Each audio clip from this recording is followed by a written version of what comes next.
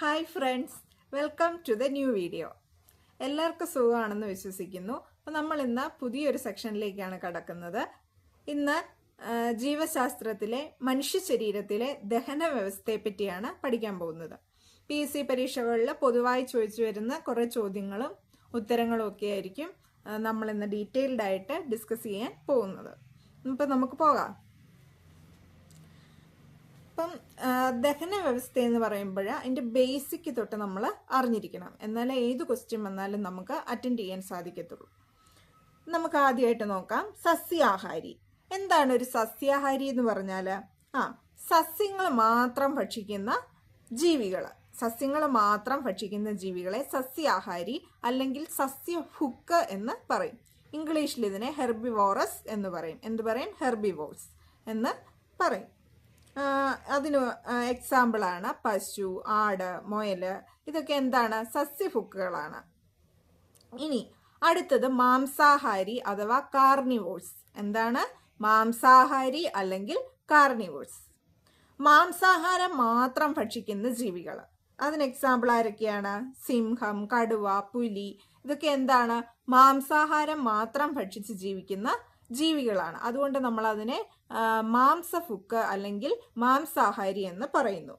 ഇനി അടുത്തത് മിശ്രാഹാരി, ഒംനിവോഴ്സ്. അതാരായിരിക്കും? നമ്മളാണ്, മനുഷ്യരാണ് മിശ്രഭുക്കുകളുണ്ട്. അതുപോലെ കരടി. എന്താണ് മിശ്രഭുക്ക്? അപ്പം ഇത് രണ്ടും കഴിക്കും അല്ലേ? സസ്യാഹാരവും കഴിക്കും, മാംസാഹാരവും കഴിക്കും. അങ്ങനെയുള്ളവരെ നമ്മൾ എന്തെന്ന് പറയും? ഒംനിവോഴ്സ് അഥവാ മിശ്രഭുക്കുകളെന്ന് പറയും. ഇനി നമുക്ക് അടുത്തത് പോഷണം, ന്യൂട്രീഷൻ എന്താണെന്ന് നോക്കാം. ജീവികൾ ആഹാരം സ്വീകരിക്കുകയും പ്രയോജനപ്പെടുത്തുകയും ചെയ്യുന്ന പ്രക്രിയ എന്താണ്? നമ്മൾ ഉൾപ്പെടെയുള്ള, മനുഷ്യരുൾപ്പെടെയുള്ള ജീവികൾ ആഹാരം സ്വീകരിക്കും, എന്നിട്ട് എന്ത് ചെയ്യും? അത് ശരീരത്തിൽ പ്രയോജനപ്പെടുത്തും. ആ ഒരു പ്രോസസ്സിനെയാണ് പോഷണം അഥവാ ന്യൂട്രീഷൻ എന്ന് പറയുന്നത്. അപ്പം പോഷണത്തിന് 5 ഘടകങ്ങളുണ്ട്. എത്ര ഘടകങ്ങളുണ്ട്? 5 ഘടകങ്ങൾ. വളരെ ഇമ്പോർട്ടൻ്റ് ആണ്. ഈ 5 ഘടകങ്ങളും പേരും അതെന്താണെന്നും നമുക്കൊരു ബോധ്യം ഉണ്ടായിരിക്കണം. 1 ആഹാര സ്വീകരണം. എന്ത്? ആഹാരം സ്വീകരിക്കുന്നത്, ഇൻജഷൻ. 2 ദഹനം, ഡൈജഷൻ. 3 ആഗിരണം, അബ്സോർപ്ഷൻ. 4 സാംശീകരണം, അസിമിലേഷൻ. 5 വിസർജനം, എക്സ്ക്രീഷൻ. അപ്പോൾ ആഹാര സ്വീകരണം എന്ന് പറഞ്ഞാൽ എന്താ? നമ്മുടെ വായിലൂടെ നമ്മൾ ആഹാരം എടുത്തു വെക്കുന്ന ആ പ്രോസസ്സിനെയാണ് നമ്മൾ ആഹാര സ്വീകരണം എന്ന് പറയുന്നത്. വായിൽ വെച്ച ആഹാരം ഉമിനീരുമായി കലരുകയും പല്ലിന്റെ സഹായത്താൽ കുഴമ്പ് രൂപത്തിലാവുകയും ചെയ്യുന്നു. അപ്പം നമ്മൾ വായിക്കകത്ത് വെച്ച് ഉമിനീർ ഗ്രന്ഥികളൊക്കെ പുറപ്പെടുവിക്കുന്ന ഉമിനീരുമായി അത് കലർന്ന് പല്ലുകൊണ്ട് ചവച്ച് അത് കുഴമ്പ് രൂപത്തിലാക്കി വെക്കുന്നതാണ് ആദ്യത്തെ എന്താണ്? ഇൻജഷൻ അഥവാ ആഹാര സ്വീകരണം എന്ന പ്രക്രിയയിലൂടെ നടക്കുന്നത്. അടുത്തത് എന്താണ്? ദഹനം. അതായത് നമ്മൾ കഴിക്കുന്ന ആഹാരങ്ങൾ എപ്പോഴും നല്ല കട്ടിയുള്ള, ഏത് തരത്തിലുള്ള ആഹാരങ്ങളാണെങ്കിലും കട്ടിയായിട്ടുള്ള ആഹാരങ്ങൾ അതിനെ എന്താക്കും? ലഘു ഘടകങ്ങളാക്കി മാറ്റിയിട്ട് ആഗിരണം, അതായത് ആഗിരണത്തിന് ഉതകുന്ന തരത്തിൽ ലഘു ഘടകങ്ങളാക്കി മാറ്റുന്ന പ്രക്രിയയാണ് എന്തെന്ന് പറയുന്നത്? ദഹനം അഥവാ ഡൈജഷൻ എന്ന് പറയുന്നത്. സങ്കീർണമായ പദാർത്ഥങ്ങളെ എന്താക്കി മാറ്റുന്നു? ലഘു ഘടകങ്ങളാക്കി മാറ്റുന്നു. അതാണ് എന്ത്? ദഹനം. ഇനി ആഗിരണം. എന്താണ് ആഗിരണം? ദഹിച്ച ആഹാരം ശരീരം സ്വീകരിക്കുന്ന പ്രക്രിയ അല്ലേ? അപ്പം നമ്മൾ ഈ ദഹിച്ച ആഹാരത്തിൽ നിന്ന് ശരീരം അതിനാവശ്യമായിട്ടുള്ള പ്രോട്ടീൻസും ന്യൂട്രിയൻസും ഒക്കെ സാംശീകരിച്ച് അബ്സോർബ് ചെയ്ത് എടുക്കും. സാംശീകരണം. അടുത്തതാണ് സാംശീകരണം അഥവാ അസിമിലേഷൻ. ആഗിരണം ചെയ്യപ്പെട്ട ആഹാര ഘടകങ്ങൾ ശരീരത്തിന്റെ ഭാഗമാക്കുന്ന പ്രക്രിയ. ഇപ്പം ഓരോ പാർട്സിലൂടെ, ഓരോ ബോഡി പാർട്സിനും ശരീരത്തിന്റെ ന്യൂട്രീഷൻ ആവശ്യമുണ്ട് അല്ലേ? അപ്പം അങ്ങോട്ടൊക്കെ എത്തിക്കുന്ന, സാംശീകരിക്കുന്നത്, അസിമിലേറ്റ് ചെയ്യുന്ന പ്രക്രിയയാണ് നമ്മൾ എന്തെന്ന് പറയുന്നത്? സാംശീകരണം എന്ന് പറയുന്നത്. ശരീരത്തിന്റെ വിവിധ ഭാഗങ്ങളിലോട്ടാക്കുന്ന പ്രക്രിയയാണ് അത്. ഇനി അടുത്തത് വിസർജനം. എന്താണ്? ശരീരത്തിന് ആവശ്യമുള്ളതെല്ലാം സ്വീകരിച്ചിട്ട് വേസ്റ്റ് ആയിട്ട് ശരീരത്തിന് വേണ്ടാത്ത വസ്തുക്കളൊക്കെ എന്ത് ചെയ്യും? പുറന്തള്ളപ്പെടും. അങ്ങനെ ആ പുറന്തള്ളപ്പെടുന്ന പ്രക്രിയയാണ് എന്തെന്ന് പറയുന്നത്? വിസർജനം അഥവാ എക്സ്ക്രീഷൻ എന്ന് പറയുന്നത്. ഇനി നമുക്ക് നമ്മുടെ ദന്തങ്ങള്, പല്ലിനെ പറ്റി പഠിക്കാം. ഇതെല്ലാം ഈ എന്തിനകത്ത് വരുന്നതാണ്? ദഹന വ്യവസ്ഥയ്ക്കകത്ത് വരുന്നതാണ്. എന്താണ്? പല്ലിന്റെ ഉപരിതല പാളി. എന്താണ് പല്ലിന്റെ ഉപരിതല പാളി? ഇനാമൽ. ഇനി മനുഷ്യ ശരീരത്തിലെ ഏറ്റവും കാഠിന്യമേറിയ പദാർത്ഥം, വെരി ഇമ്പോർട്ടൻറ്റ്, PSC ചോദിക്കുന്നതാണ്. മനുഷ്യ ശരീരത്തിലെ ഏറ്റവും കാഠിന്യമേറിയ പദാർത്ഥം എന്താണ്? ഇനാമലാണ്. കുഞ്ഞിന് ആദ്യം മുളയ്ക്കുന്ന പല്ലുകൾ എല്ലാവർക്കും അറിയാം. കുഞ്ഞിന് ആദ്യം മുളയ്ക്കുന്ന പല്ലുകൾ നമ്മൾ പാൽ പല്ല് എന്ന് പറയും, മിൽക്ക് ടീത്ത് എന്ന് പറയും. ഇപ്പം കുഞ്ഞുങ്ങൾക്ക് പല്ല് മുളയ്ക്കാൻ തുടങ്ങുന്നത് എപ്പോൾ തൊട്ടാണ്? ഏകദേശം 6 മാസം ആകുമ്പോൾ തൊട്ടാണ്. ഏകദേശം 6 മാസം പ്രായമാകുമ്പോൾ തൊട്ടാണ്. പിന്നെ അപ്പൊ ഈ പാൽപ്പല്ലുകൾ എത്ര എണ്ണമാണ് ഉള്ളത്? താഴെ മുകളിലുമായിട്ട് 10 വീതം 20 പാൽപ്പല്ലുകളാണ് ഒരു മനുഷ്യന്റെ ജീവിതത്തിൽ ഉണ്ടാകുന്നത്.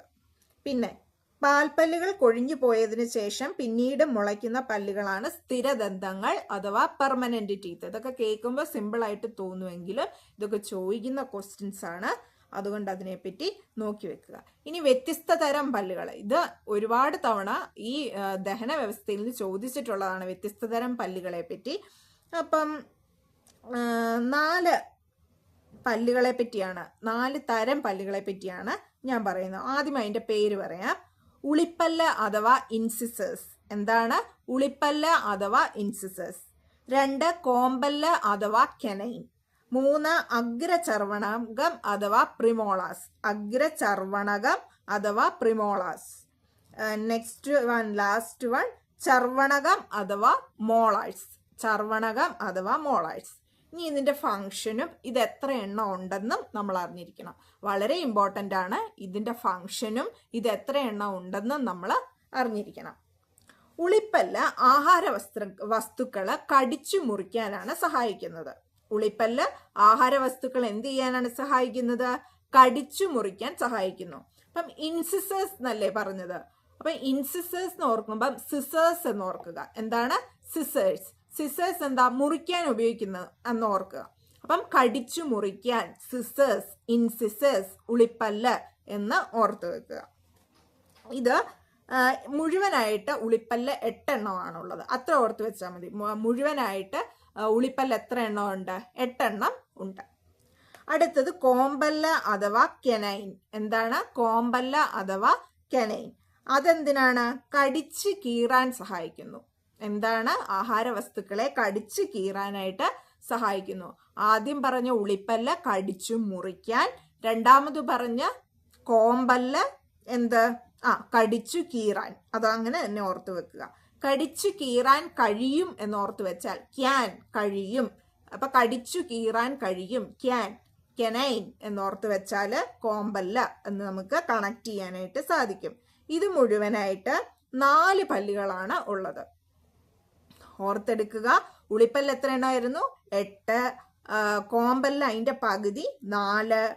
ഇനി അടുത്തത് അഗ്രചർവണകവും ചർവണകവും. പ്രിമോളാഴ്സ് ആൻഡ് മോളാഴ്സ്. അപ്പോഴ് പ്രിമോളാഴ്സ് എന്തിനാണ്? ചവച്ചരയ്ക്കാനായിട്ട് സഹായിക്കുന്നു. ചവച്ചരയ്ക്കാനായിട്ട് സഹായിക്കുന്നു. അതുപോലെ തന്നെയാണ് ചർവണകവും ചവച്ചരയ്ക്കാനായിട്ട് സഹായിക്കുന്നു. അഗ്രചർവണകം എന്താണ്? പ്രിമോളാഴ്സ്. ചർവണകം മോളാഴ്സ്. ഇനി അഗ്രചർവണകം 8 പല്ലുകള്. എത്രയാണ്? അഗ്രചർവണകം 8 പല്ലുകളും ചർവണകം 12 പല്ലുകളുമാണ് ഉള്ളത്. ഇത് മുകളിലും താഴെയായിട്ടൊക്കെ വരുന്നുണ്ട്. ടോട്ടൽ അറിഞ്ഞിരുന്നാൽ മതി, ടോട്ടലേ ചോദിക്കത്തുള്ളൂ. അപ്പോഴ് ഒന്നുകൂടെ പറയാം. ഉളിപ്പല്ല് എത്ര എണ്ണമാണ്? ഒരുമിച്ച് പറയാം. ഉളിപ്പല്ല് 8, കോമ്പല്ല് 4, 8ന്റെ പകുതി 4. അഗ്രചർവണകം എത്ര എണ്ണമാണ്? അഗ്രചർവണകം 8, ചർവണകം 12. 8, 12, 8, 12. അഗ്രചർവണകം 8, ചർവണകം 12. അപ്പൊ ഇത് മനസ്സിലായെന്ന് ഓർക്കാം. ഇത് വളരെ ഇമ്പോർട്ടൻ്റ് ആണ്. Incisors, canines, പ്രിമോളാഴ്സ്, മോളാഴ്സ്. എങ്ങനെ 8, 4, 8, 12 അങ്ങനെയല്ലേ? 8, 4, 8, 12, 8, 4, 8, 12 അങ്ങനെ തന്നെ ഓർത്ത് വെക്കുക. Incisors, canines, പ്രിമോളാഴ്സ്, മോളാഴ്സ്. നമ്മൾ എന്താണ് കുറച്ച് പല്ലിൻ്റെ കാര്യമെല്ലാം പറഞ്ഞ് കഴിഞ്ഞിരിക്കുകയാണ്. ഏകദേശം ഇതൊക്കെ തന്നെയാണ് ചോദിക്കുന്നത്. ഇനിയിപ്പം നമുക്ക് നാവിൻ്റെ കാര്യങ്ങൾ നോക്കാം. നാവിൻ്റെ ധർമ്മങ്ങളും കാര്യങ്ങളും ഒക്കെ ആയിട്ട് നോക്കാം. നാവിൻ്റെ ധർമ്മങ്ങൾ എന്താണ്? വിഴുങ്ങാൻ സഹായിക്കുന്നല്ലേ. പിന്നെ പല്ലുകൾ ചവച്ചരയ്ക്കാൻ പാകത്തിന് ആഹാരത്തെ വായ്ക്കുള്ളിൽ ചലിപ്പിക്കുന്നു. ആഹാരത്തിന്റെ രുചി അറിയാൻ സഹായിക്കുന്നു. അതാണ് ഏറ്റവും ഇമ്പോർട്ടൻ്റ്. ആഹാരത്തിന്റെ രുചി അറിയാൻ സഹായിക്കുന്നത് എന്താണ്? നാവാണ്. നാവിലെ ടേസ്റ്റ് ബഡ്സ് ആണ് അതിനെ സഹായിക്കുന്നത്. ഇനി ദഹന പ്രക്രിയയിൽ പ്രധാന പങ്ക് വഹിക്കുന്ന ഉമിനീർ ഉൽപ്പാദിപ്പിക്കുന്നത് ആരാണ്? ഉമിനീർ ഗ്രന്ഥികളാണ്. Salivary glance. ഉമിനീർ ഗ്രന്ഥികളുടെ എണ്ണം എങ്ങനെയാണ്? 3 ജോഡി പ്രധാന ഉമിനീർ ഗ്രന്ഥികളും ഏകദേശം 600 മുതൽ 1000 വരെ ചെറിയ ഗ്രന്ഥികളും. ഉമിനീർ ഗ്രന്ഥികളുടെ എണ്ണം അങ്ങനെ അത്ര ഇമ്പോർട്ടൻ്റ് അല്ല, എന്നാലും ഓർത്തിരിക്കുക. എങ്ങനെയാണ്? 3 ജോഡി പ്രധാന ഉമിനീർ ഗ്രന്ഥികളുണ്ട്. 3 ജോഡി.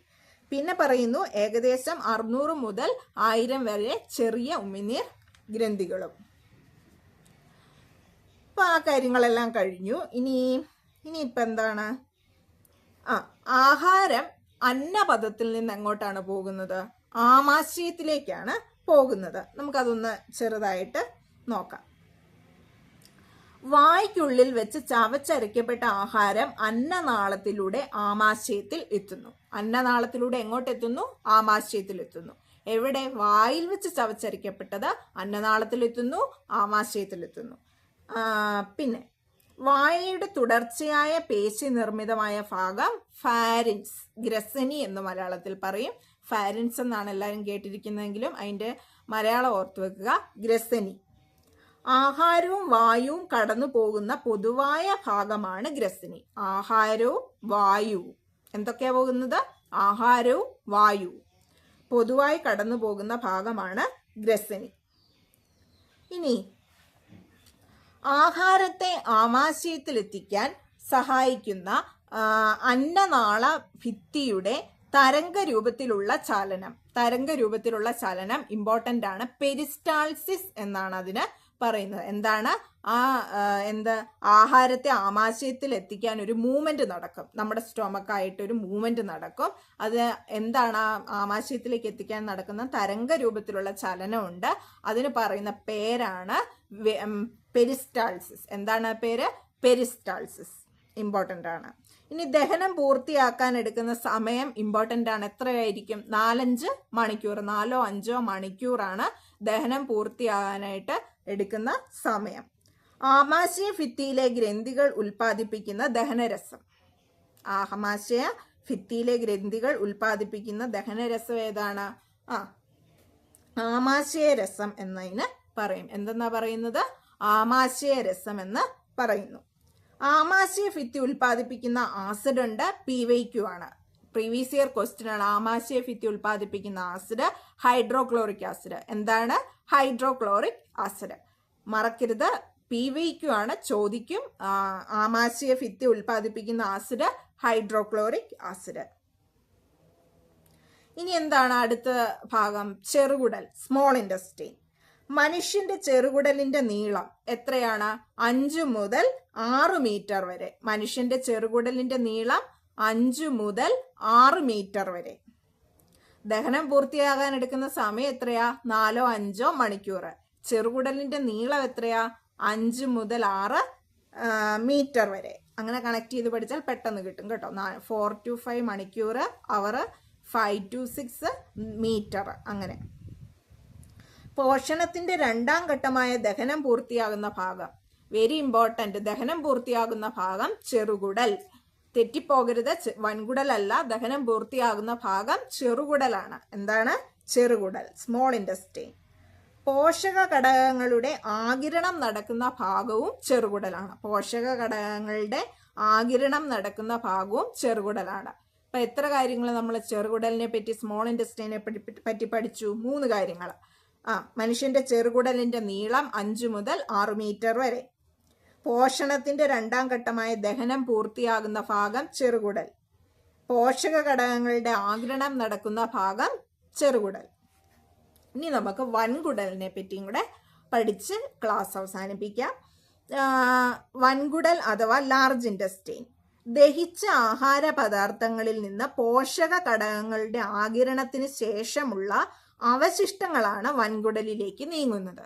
നമ്മൾ നേരത്തെ തന്നെ പഠിച്ചിട്ടുള്ളതാണ്. എന്താ? അവശിഷ്ടങ്ങൾ മാത്രമാണ് വൻകുടലിലേക്ക് നീങ്ങുന്നത്. വൻകുടലിൽ വെച്ച് ദഹനാവശിഷ്ടങ്ങളിലുള്ള ജലവും ലവണവും ആവശ്യാനുസരണം ആഗിരണം ചെയ്യപ്പെടുന്നു. അപ്പൊ വൻകുടലിൽ നമുക്ക് എന്താണ് നടക്കുന്നതെന്നാ പറഞ്ഞത്? അവശിഷ്ടങ്ങൾ മാത്രം വൻകുടലിലേക്ക് നീങ്ങുന്നു എന്ന് പറഞ്ഞു. ഇനി ഈ വൻകുടലില് ജലവും ലവണവും കൂടെ ആഗിരണം ചെയ്യപ്പെട്ടിട്ടാണ് അത് വിസർജനത്തിനായിട്ട് നീങ്ങിപ്പോകുന്നത്. ഇനി വൻകുടലിന്റെ 3 ഭാഗങ്ങളുണ്ട്. വൻകുടലിന് എത്ര ഭാഗങ്ങളുണ്ട്? 3 ഭാഗങ്ങൾ ഉണ്ട്. Caecum, colon, rectum. എന്തൊക്കെയാണ്? Caecum, colon, rectum. ഇനി വൻകുടലിന്റെ ഏറ്റവും വലിയ ഭാഗം, ഈ പറഞ്ഞ 3 പാർട്സിലെ ഏറ്റവും വലിയ ഭാഗമാണ് കോളൻ എന്ന് പറയുന്നത്. സീക്കം, കോളൻ, റെക്റ്റം, വൻകുടലിന്റെ 3 ഭാഗങ്ങള്. ഇതിനകത്ത് ഏറ്റവും വലിയ ഭാഗം എന്ന് പറയുന്നത് കോളനാണ്. കോളൻ. ഇനി വൻകുടലിന്റെ നീളം എത്രയാണ്? 1.5 മീറ്റർ വരെ. വൻകുടലിന്റെ നീളം 1.5 മീറ്റർ വരെ. ഇനി അവസാനമായിട്ട് എന്താണ് നടക്കുന്നത്? മലാശയത്തിൽ, അതായത് റെക്റ്റത്തിൽ സംഭരിക്കപ്പെടുന്ന ദഹനാവശിഷ്ടങ്ങൾ മലദ്വാരത്തിലൂടെ പുറന്തള്ളപ്പെടുന്നു. ഈ പ്രക്രിയയാണ് എന്തെന്ന് പറയുന്നത്? വിസർജനം അഥവാ എക്സ്ക്രീഷൻ എന്ന് പറയുന്നത്. അപ്പൊ നമ്മൾ എന്തൊക്കെ പഠിച്ചു? ദഹന വ്യവസ്ഥയിൽ ആദ്യമേ ഹെർബിവോറ്, കാർണിവോറ്, ഒംനിവോർസ്, അങ്ങനെ 3 പഠിച്ചു. ന്യൂട്രീഷൻ, പോഷണം പഠിച്ചു. അതിനകത്ത് ആഹാര സ്വീകരണം, ദഹനം, ആഗിരണം, സാംശീകരണം, വിസർജനം, ഇത് 5 പഠിച്ചു. പിന്നെ പല്ലിന്റെ ധർമ്മങ്ങൾ, പല്ലിനകത്ത് ഇൻസിസസ്, കനൈൻസ്, പ്രിമോളാഴ്സ്, മോളാഴ്സ്. നാവിന്റെ കാര്യങ്ങൾ, നാവിന്റെ ധർമ്മങ്ങൾ. പിന്നെ ആഹാരം അന്നപഥത്തിലൂടെ ആമാശയത്തിലേക്ക് വരുന്നത്. പിന്നെ ദഹനം പൂർത്തിയാക്കാൻ എടുക്കുന്ന സമയം, ചെറുകുടലിന്റെയും വൻകുടലിന്റെയും നീളം, ചെറുകുടലിന്റെ ധർമ്മം, വൻകുടലിന്റെ ധർമ്മം, വൻകുടലിൽ നിന്ന് മലാശയത്തിലേക്ക് വരുന്നത്. ഇത്രയും കാര്യങ്ങളാണ് നമ്മൾ ഇന്ന് പഠിച്ചത്. ഇതിലൂടെ ദഹന വ്യവസ്ഥ തീരുകയാണ്. അടുത്ത ക്ലാസ്സിൽ ശ്വസന വ്യവസ്ഥയായിരിക്കും പഠിക്കുന്നത്. ഇത് നിങ്ങൾക്ക് ക്ലാസ് കേട്ടിട്ട് ഗ്രഹിച്ചെടുക്കാൻ പറ്റുന്നുണ്ടെങ്കിൽ അങ്ങനെ മതി. അല്ലെങ്കിൽ നോട്ട്സ് എഴുതി സൂക്ഷിക്കുക. അപ്പോൾ ഇടയ്ക്കിടയ്ക്ക് നമുക്ക് റിവൈസ് ചെയ്യാം. അപ്പോൾ ഇന്ന് ഇത്രേ ഉള്ളൂ. നിങ്ങൾക്ക് വീഡിയോ ഇഷ്ടപ്പെട്ടെന്നോ ഞാൻ വിശ്വസിക്കുന്നു. ഇഷ്ടപ്പെട്ടെങ്കിൽ please like, share and subscribe.